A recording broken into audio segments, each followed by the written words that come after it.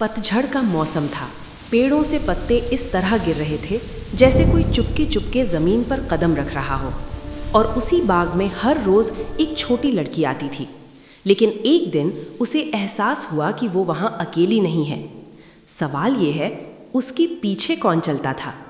आप सभी को रामनवमी की हार्दिक शुभकामनाएं। ये कहानी अयोध्या के पास बसे एक छोटे से गांव की है। कहानी को अंत तक ज़रूर देखिएगा। और अगर आपको ऐसी रहस्यमयी और भावनात्मक कहानियाँ पसंद हैं तो वीडियो को लाइक ज़रूर करें। अयोध्या से थोड़ी दूरी पर एक छोटा सा गांव था। गांव बहुत साधारण था।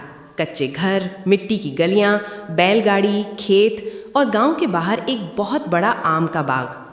पतझड़ के समय उस बाग का नज़ारा बहुत अजीब होता था। पेड़ों से पीले पत्ते गिरते रहते और जब हवा चलती तो पत्ते ज़मीन पर ऐसे भागते जैसे कोई दिखाई न देने वाला वहाँ दौड़ रहा हो। उसी गांव में एक लड़की रहती थी, सरला। सरला बहुत गरीब थी। उसके घर में गैस नहीं थी। उसकी माँ चूल्हे पर खाना बनाती थी और चूल्हा जलाने के लिए सरला रोज़ आम के बाग में जाकर सूखे पत्ते इकट्ठा करती थी। हर रोज़ सुबह सरला एक टोकरी लेकर बाग में जाती, झुककर पत्ते उठाती, टोकरी में भरती और घर ले आती। ये उसका रोज़ का काम था। लेकिन एक दिन कुछ अजीब हुआ। पतझड़ का मौसम था, हवा चल रही थी, पूरा बाग सुनसान था। सरला पत्ते इकट्ठा कर रही थी कि अचानक उसे लगा उसके पीछे भी कोई पत्तों पर चल रहा है। चर चर चर। सरला ने सोचा कोई जानवर होगा। उसने पीछे मुड़कर देखा, कोई नहीं। वो फिर पत्ते उठाने लगी। फिर वही आवाज़, चर चर चर। इस बार सरला ने बिना पीछे देखे कहा, कौन है? कुछ सेकंड तक कोई आवाज़ नहीं आई। फिर धीरे से आवाज़ आई, डर मत, मैं हूँ। सरला ने तुरंत पीछे मुड़कर देखा। एक छोटा सा लड़का खड़ा था। उसकी उम्र लगभग सरला जितनी ही थी। साधारण कपड़े, पैरों में कुछ नहीं, लेकिन चेहरे पर अजीब सी शांति और मुस्कान। सरला ने पूछा, तुम कौन हो? लड़का बोला, मैं तुम्हारी मदद करने आया हूँ। सरला बोली, मेरी मदद? क्यों? लड़का बोला, क्योंकि तुम रोज़ अकेले पत्ते उठाती हो और दोस्त मदद करते हैं। सरला ने हैरानी से पूछा, तुम मेरे दोस्त हो? लड़का मुस्कुराया, अगर तुम मान लो तो हूँ। उस दिन दोनों ने साथ मिलकर पत्ते इकट्ठा किए। सरला को लगा आज काम बहुत जल्दी हो गया। टोकरी जल्दी भर गई। जब वो टोकरी उठाने लगी तो लड़के ने कहा, रुको, मैं उठाता हूँ। उसने बहुत आसानी से भारी टोकरी उठा ली। सरला को अजीब लगा क्योंकि टोकरी बहुत भारी थी। घर के पास पहुंचकर लड़का रुक गया। सरला बोली, अंदर आओ ना। लड़का बोला, नहीं, मैं अंदर नहीं आ सकता। क्यों? सरला ने पूछा। लड़का मुस्कुराया, बस नहीं आ सकता, तुम जाओ। सरला घर चली गई। जब उसने पीछे मुड़कर देखा, वो लड़का वहाँ नहीं था। उसे लगा शायद वो जल्दी चला गया होगा। अगले दिन सरला फिर बाग में गई। उसे लगा शायद आज वो लड़का नहीं आएगा। लेकिन जैसे ही वो पत्ते उठाने लगी, पीछे से आवाज़ आई, आज देर हो गई तुम्हें। सरला मुस्कुराई, तुम फिर आ गए? अब ये रोज़ होने लगा। दोनों साथ पत्ते इकट्ठा करते, बातें करते, कभी पेड़ के नीचे बैठते। लेकिन ये एक अजीब बात थी, सरला ने उसे कभी गांव में नहीं देखा था, ना ही किसी और ने। एक दिन सरला ने पूछा, तुम रहते कहाँ हो? लड़का बोला, यहीं, इस बाग के पास। तुम्हारा घर कहाँ है? सरला मुस्कुराई, लेकिन इस बार उसने जवाब नहीं दिया। बस बोला, तुम बहुत सवाल पूछती हो। एक दिन सरला की माँ बहुत बीमार हो गई। घर में पैसे नहीं थे। सरला बहुत उदास थी। वो बाग में बैठकर रो रही थी। लड़का आया और बोला, क्या हुआ? सरला बोली, माँ बीमार है, दवाई के पैसे नहीं हैं। अगले दिन जब सरला बाग में पहुंची तो जिस पेड़ के नीचे वो रोज़ बैठती थी, वहाँ एक कपड़े का छोटा सा थैला पड़ा था। उसमें कुछ पैसे थे। सरला डर गई।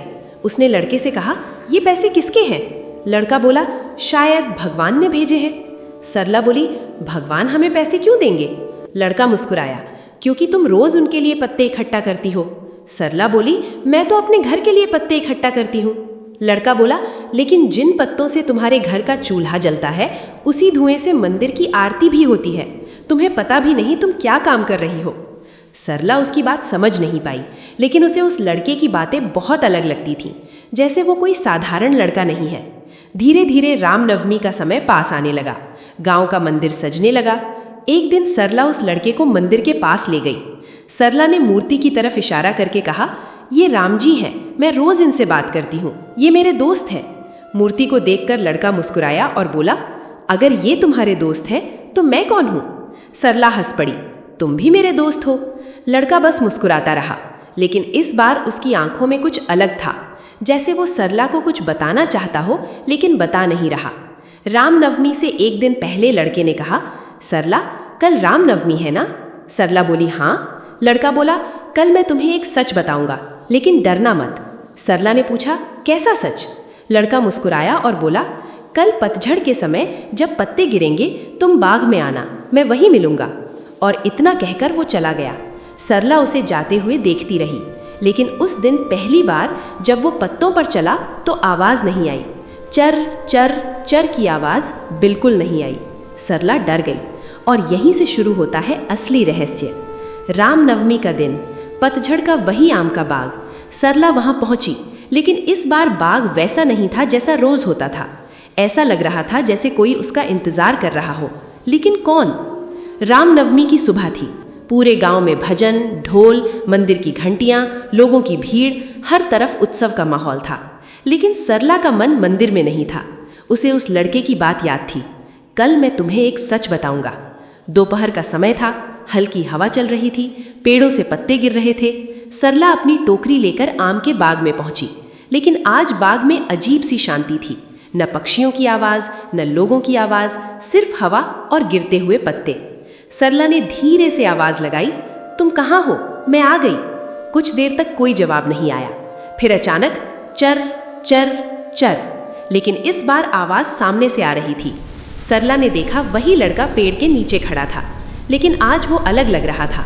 उसके कपड़े साफ थे, उसके चेहरे पर तेज था और उसके पीछे से धूप की रोशनी आ रही थी, जिससे उसका चेहरा चमक रहा था। सरला धीरे धीरे उसके पास गई और बोली, तुमने कहा था आज तुम मुझे कोई सच बताओगे, क्या सच? लड़का कुछ सेकंड चुप रहा, फिर बोला, सरला अगर मैं चला जाऊं तो तुम मुझे भूल तो नहीं जाओगी? सरला बोली, दोस्त को कोई भूलता है क्या? लड़का मुस्कुराया, लेकिन उसकी आंखों में हल्की उदासी थी। वो बोला, अगर मैं हमेशा तुम्हारे साथ रहूं लेकिन तुम्हें दिखाई न दूं, तब भी तुम मुझसे बात करोगी? सरला बोली, हाँ करूंगी, लेकिन तुम ऐसी बातें क्यों कर रहे हो? तुम हो कौन? हवा अचानक तेज चलने लगी, पेड़ों से पत्ते तेजी से गिरने लगे, पूरा बाग पत्तों से भर गया। ऐसा लग रहा था जैसे पत्तों की बारिश हो रही हो। लड़के ने धीरे से कहा, तुम रोज कहती थी ना कि राम जी तुम्हारे दोस्त हैं। अगर तुम्हारा दोस्त सच में तुम्हारे सामने आ जाए तो क्या तुम पहचान पाओगी? सरला चुप हो गई। लड़के ने पास पड़े सूखे पत्तों को उठाया और उन्हें जोड़कर जमीन पर एक छोटा सा धनुष बना दिया। सरला का दिल तेज धड़कने लगा। लड़का बोला, जब तुम रोती थी तो तुम्हारे पास कौन बैठता था? जब तुम्हारी माँ बीमार थी तो पैसे किसने रखे थे? जब तुम भारी टोकरी नहीं उठा पाती थी तो कौन उठाता था? सरला की आंखों से आंसू निकलने लगे। उसने धीरे से पूछा, तुम कौन हो? लड़का मुस्कुराया और बोला, मैं वही हूँ जिससे तुम रोज मंदिर में बात करती हो। मैं वही हूँ जिसे तुम अपना दोस्त कहती हो। हवा और तेज चलने लगी। मंदिर की घंटियां दूर से आने लगीं, जबकि मंदिर बहुत दूर था। सरला रोते हुए बोली, राम जी? लड़का मुस्कुराया, लेकिन इस बार उसकी मुस्कान वैसी नहीं थी। उसमें एक अलग ही शांति थी। उसने कहा, दोस्त कहा था ना तुमने, तो फिर राम जी क्यों बुला रही हो? सरला रोते हुए हंस पड़ी, तो तुम सच में मेरे दोस्त हो? लड़के ने धीरे से कहा, हाँ सरला, मैं तुम्हारा दोस्त हूँ और दोस्त अपना वादा निभाने जरूर आता है। सरला ने पूछा, अब तुम जाओगे? लड़के ने कहा, जब भी पतझड़ आएगा, जब भी तुम पत्ते उठाओगी, जब भी तुम मुझे याद करोगी, मैं यहीं मिलूंगा। धीरे धीरे हवा रुक गई, पत्ते गिरना बंद हो गए। सरला ने देखा वहां कोई नहीं था, सिर्फ जमीन पर पत्तों से बना हुआ एक छोटा सा धनुष पड़ा हुआ था और दूर मंदिर की घंटी बज रही थी। उस दिन के बाद सरला बदल गई। वो पहले से ज्यादा शांत रहने लगी। वो रोज बाग में जाती, पत्ते इकट्ठा करती और किसी से बातें करती रहती, लेकिन वहां कोई दिखाई नहीं देता था। गांव वाले कहते थे सरला पागल हो गई है, लेकिन सरला जानती थी उसका दोस्त यही है। कुछ साल बाद एक रात रामनवमी से पहले सरला ने अपनी माँ से कहा, माँ कल रामनवमी है ना, कल मेरा दोस्त मुझे अपने घर बुला रहा है। माँ ने सोचा सरला मजाक कर रही है। रामनवमी के दिन सरला सुबह मंदिर गई। राम जी की मूर्ति के सामने बैठकर बोली, मैं आ जाऊं? मंदिर की घंटी अपने आप बजने लगी। सरला मुस्कुराई और बोली, ठीक है, मैं आज बाग में आऊंगी। शाम को सरला आम के बाग में गई। वही पेड़, वही जगह। रात हो गई, लेकिन सरला घर वापस नहीं आई। गांव वाले उसे ढूंढने लगे, मंदिर में, बाग में, हर जगह। आखिरकार वो बाग में पहुंचे। वहां क्या था? वहां जमीन पर सूखे पत्तों का एक बड़ा सा ढेर था और उसके ऊपर सरला की टोकरी रखी थी और पत्तों से बना हुआ एक धनुष और एक छोटा सा ताज रखा था। लेकिन सरला वहां नहीं थी। उसी समय मंदिर की घंटियां अपने आप बजने लगी और पुजारी ने जब मंदिर में जाकर देखा तो राम जी की मूर्ति के पास जमीन पर सूखे आम के पत्ते पड़े थे, जैसे कोई अभी अभी बाग से चलकर आया हो। गांव वाले आज भी कहते हैं, रामनवमी के दिन पतझड़ के समय आम के उस बाग में आज भी दो लोग पत्ते इकट्ठा करते दिखाई देते हैं, एक छोटी लड़की और उसका दोस्त।